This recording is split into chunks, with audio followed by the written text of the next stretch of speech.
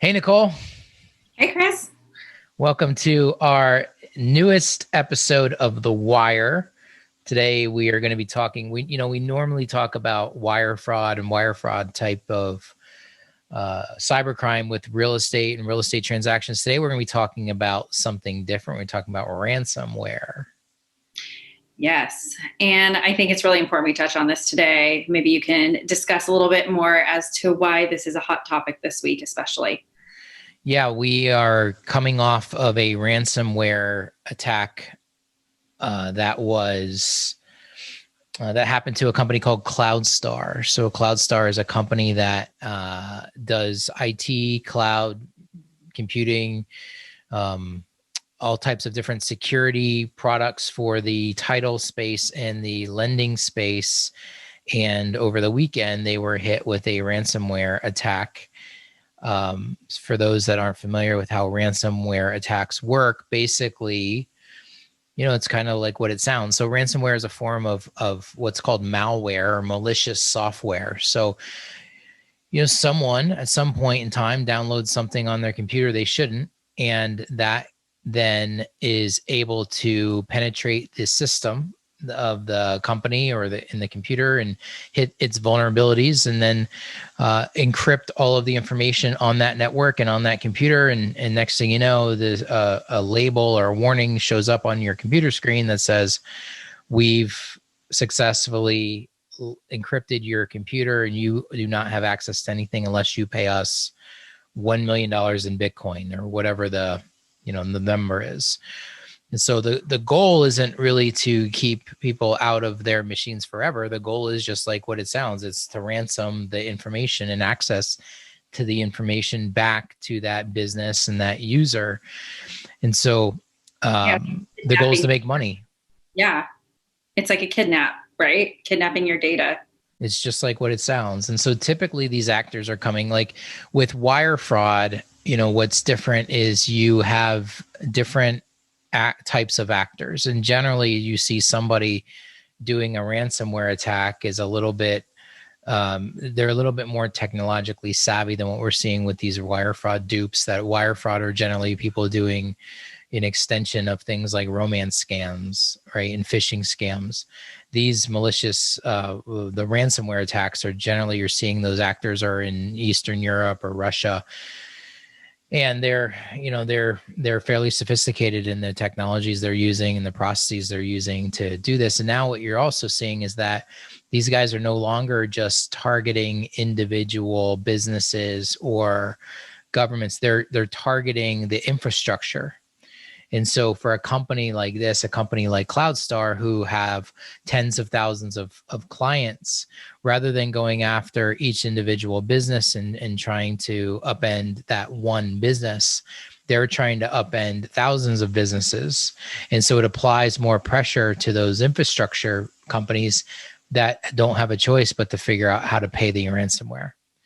And so I think we should talk about also like why they would target a company like Cloudstar. Well, it's that one attack is more impactful. So now you've just, rather than taking one company offline, you've just potentially have taken thousands of companies offline. And so, you maybe can get by with having one company be offline, and they can figure out a way to work around it to not pay the ransom. But when your livelihood in your business and the livelihood of your clients is at stake, then it's a lot of pressure to pay these guys to go away. Wow. I wonder how they're handling that. I mean, that's scary, and it's dangerous for your business as a whole. I mean, what happens? Generally, a couple things happen, but my guess, and I'm not suggesting this is what's happening in this case, it's just what I've seen in the past, and my guess is that most businesses, especially in this type of a space, have insurance in place for these types of hacks.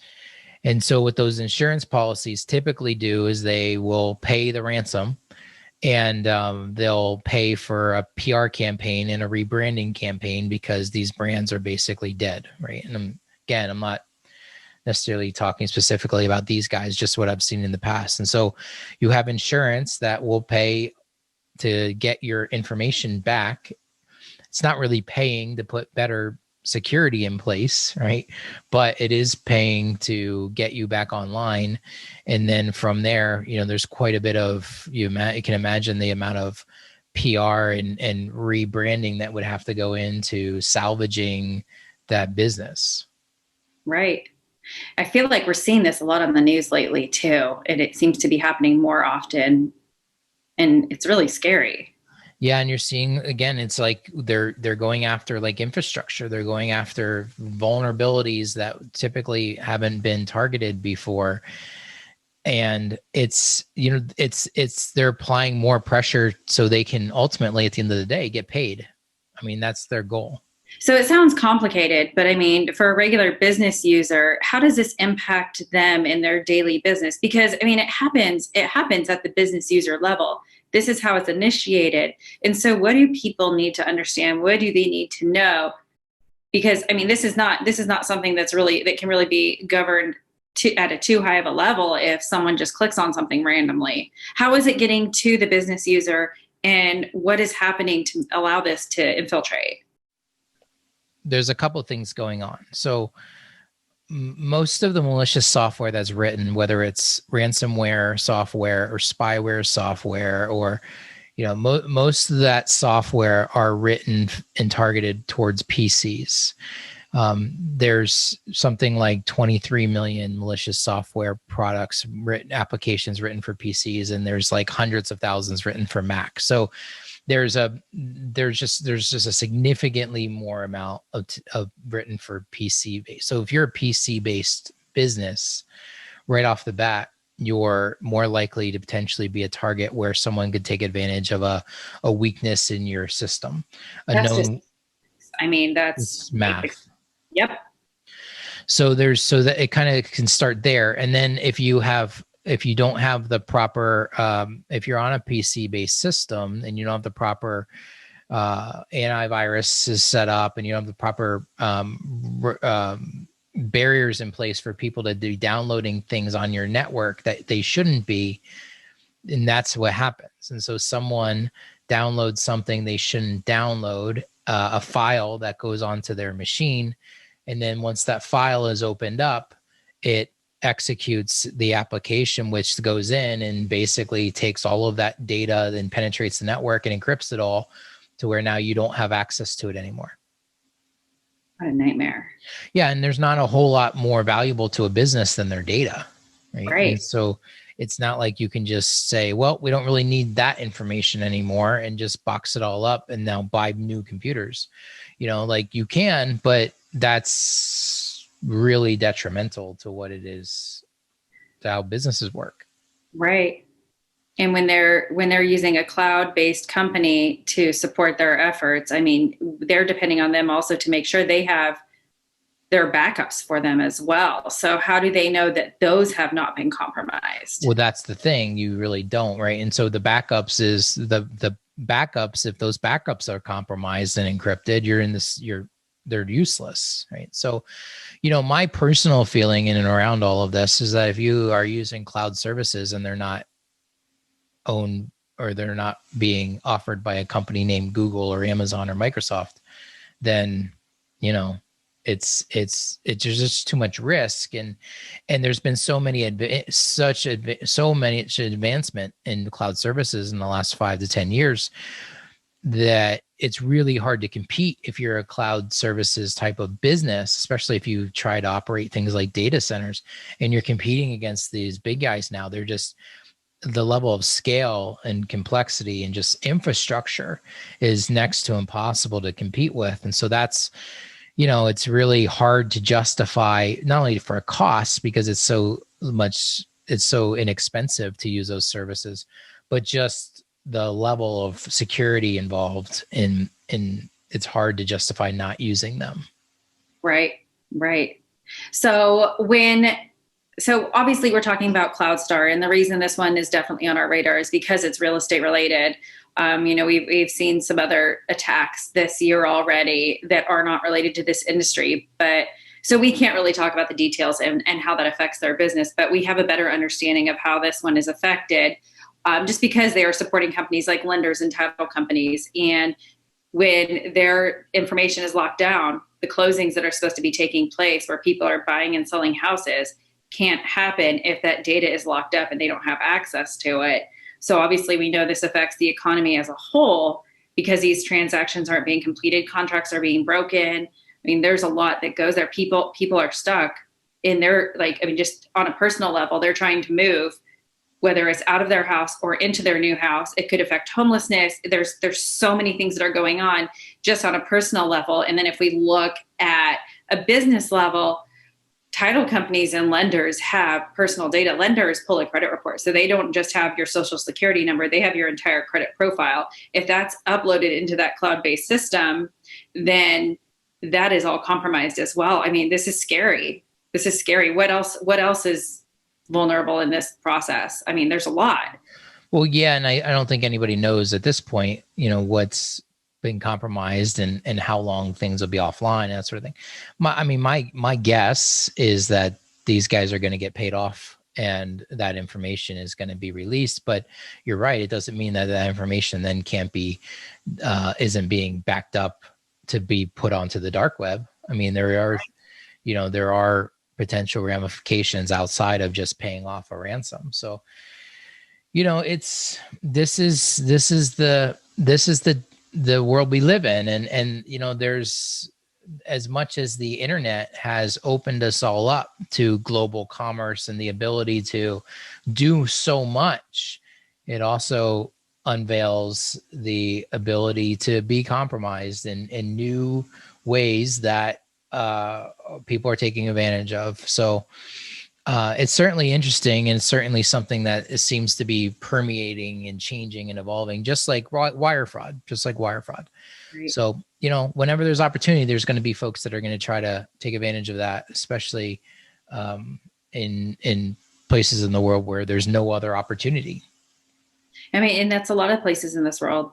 It's not, I mean, we do have it pretty good here. Yeah, we're all connected, right? We're all connected on the internet. So, there is a real thing with global financial inequality. And so people that have the ability to take from others will, as long as that is available to them. So, right. I thought it was interesting. I noticed as I was digging through some of this recently that it looks like the government now has created a website called Stop Ransomware, where it's a partnership between the FBI, the Secret Service, CISA, the National Institute of Compute Security Technology, I think it's something like that. So there's a group, Homeland Security, I think, is involved. So there's a consortium of these government groups. And the website actually, I think, is really helpful. There's a lot of good resources on here, kind of fact sheets, information, ransomware 101, different guides, what you should do if you've been a victim of this, what is ransomware, have you been hit by ransomware, and then preventively how to avoid being hit by ransomware. So there's a ton of resources here. It's probably the best place that I've seen so far, where all of that information is in one place. And ultimately, like, one of the places that, if this happens to you, one of the first places you have to do is you have to reach out to the either the not necessarily police, but the government agencies that are managing these things, typically the FBI and things like IC3 that we deal with wire fraud and things like that. So good resource, worth checking out. These are all complicated issues moving forward, especially if you're in real estate. You typically don't have a technology background. So you try to find technology partners that you can trust, and that, it's one less thing you have to worry about. And then something like this happens, and then all of a sudden, guess what? No, it is something we all have to worry about. So, generally, what we talk about a lot of times, especially with real estate agents who don't have the luxury of having a lot of technology support around them, is, you look at simple things like we always talk about, especially with wire fraud, is simple things like strong passwords on your email, to multi-factor authentication on your accounts, password managers. But then also looking at like what what systems are more compromisable than others. So PCs, just for, again, just math. It doesn't matter what my personal preference is over a PC, over a Mac, over even a Linux system. PCs they just have more softwares written to penetrate them than Macs do. So, you have to make some of these decisions in the best interest of your business. And it's hard to have a productive, growing, healthy business if you're not safe. Right. And I think what goes along with that is that as an agent, I think it's also important to vet out your business partners, right? You want to work with lenders who send secure wiring instructions and utilize those technologies, as well as title companies. I mean, they're taking care of your clients. But as a whole, I'm looking at this bad practices section on this site that you sent me. And we have to remember that the housing market affects economic stability as well. And we have that responsibility. We are affecting the economy directly when we're not protecting our clients. It's not just our clients, it's a whole.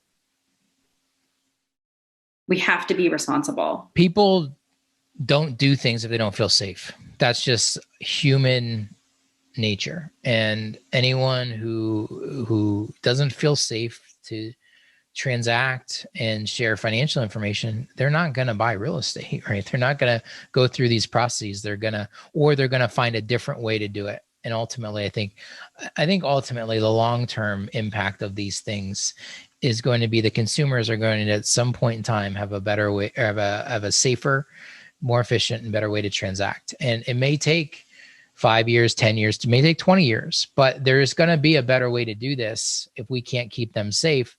And ultimately, that's the long-term impact that these things have. And will this affect realtors in their business today? Well, this specific breach, no, I don't think consumers quite. But just like the progression of how they do business in the future. Well, yeah, I think at the end of the day, there's going to be technology in place for consumers that's going to make the experience better, more efficient, safer. Again, safer is the big thing. And that is going to have a long-term impact on the traditional real estate transaction. And as a result, the traditional real estate agent, title company, lender, it's going to impact all of it, because you're going to have, we're already seeing it. We're already seeing, when you look at companies like Opendoor, who have technology built from the search all the way through to title, including lending, including everything else. And they built it all through their own software platform. So it's a secured process from point A to point B without all of the segmentation we have in the traditional space. And that segmentation ultimately is our biggest threat. And it's our biggest area where we're vulnerable to these attacks. And ultimately, until we get our arms around this problem and these problems and keep consumers safe throughout that segmentation of all of that data, then there's a potential for us to be disrupted. Now, again, I don't think it happens today and tomorrow. I don't think it happens in the near future. Consumers ultimately want trusted real estate professionals in their transactions. They just don't want everything else. And so we have to be able to really tighten up and keep safe that everything else, while giving and creating better consumer experiences. That's the long-term goal of what we have to be doing. And I think the long-term impact, if we can't get our arms around these problems, is consumers are just going to have safer options. So if I was a realtor, and from what I'm hearing from you, to preserve my position in this space, and as a whole, what they all should be doing really to help preserve their positions as realtors and continue their careers, is take steps like two-factor authentication, the password manager, making sure, if I'm in the market for a new computer, maybe I get a Mac just to reduce my odds of being hacked. And then just making sure also that I vet out my companies I work with and making sure that their processes are secure, so I protect my clients and stay trusted. Because if this breach happens to me or one of my trusted partners, I'm going to lose credibility. Well, and these are basic, this is basic stuff, right? This is, if we're still talking about not having multi-factor authentication turned on your email at this point in the game, then, arguably an attorney, if one of your clients gets compromised, an attorney's going to get a hold of this and they're going to argue that you're negligent. And guess what? They're probably right. Right. And so at this point in the game, if we don't have these basic protections in place, then yeah, it should leave a lot of folks questioning their future in this space. We've been on a soapbox about this for years now, and we're losing billions of dollars to this problem. And the majority of specifically the wire fraud situations are coming through real estate brokerages and real estate agents. And so, we lose consumer trust in how we deal with these transactions. I mean, how we deal with their money, we ain't getting that back. Right. Well, in addition, like, I think that people need to understand also, we need to have these steps put in place on our regular email accounts as well. I mean, people are sending secure information over all the time, and we just need to make sure we have two-factor authentication even set up on our personal email, let alone our bank accounts and social media accounts. Everything is vulnerable these days. Yeah, especially if you're dealing with the largest financial decision most people are going to make in their lives. You're a target. So why don't realtors turn it on? That's what I wonder. I mean, is it just not comfortable with the process? It's not terribly difficult. If you just Google it, there's like 4 steps to turn it on. Well, I think most folks, not just real estate professionals, but 90% of Gmail users don't have two-factor authentication turned on in their email. So I think it's a combination of not quite understanding like what that is and why it's necessary and why it's important and what happens if it's not done. So I think it's an education thing. And then I think it's a technology thing, is actually being able to execute of how you actually turn it on. You're right. It's not hard. It's not complicated, but it's still one more thing to do that if I don't know what I'm doing, it is hard and it's complicated. I mean, maybe people are overwhelmed by the term two-factor authentication. I mean, to simplify terms. Yeah. Use smaller words, Nicole. Yep. It's a verification code. It's a code so that you're approved to log in. Verification, too big of a word. Let's go smaller. It's your okay code. I don't know. It's you're not getting into my crap unless you have this code. Right, exactly. That's all it is. It's like you can't access my stuff unless you have this 4 digits. It's my secret password, and it only comes to my phone and no one else's. If I have it set up, I am the only one who has access to it. So what that means is if a hacker's trying to get into my email and they don't have my secret password that's texted to me, they can't get in. That's all it is. It's not rocket science. It's all it is. It's all we're talking about. Yeah, right. And it works. And it works, and it probably protects, 98% plus of the stuff we're seeing. So, you can lead a horse to water, but at the end of the day, there's still a lot of work to do with these problems. So, So, ransomware, be careful. Don't click on things. Don't click on things. That should be the title of this episode. Don't click on things. Right. Like if there's one takeaway, don't click on things and get your secret password. And make sure your insurance premiums are paid up, because if this does happen, somebody's going to be writing a check and you don't want it to be you. And make sure your insurance covers it.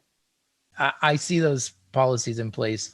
It is rare that these things do actually happen, but now, it's becoming more and more. It's getting to a point that the federal government now has these multi-agencies coming together to create steps to protect against it. So that typically means these things have momentum. Yeah, they're seeing the payouts happening and they're excited about it. So why wouldn't they try it? Yeah. Money. Go and get it. So what, Nicole, if anybody has any further questions about any of this or any of these issues, problems, concerns in general, what should they do next? They can always email us and we can always direct them in the right direction for answers or answer them as we see fit. My email is nicole@safewire.com.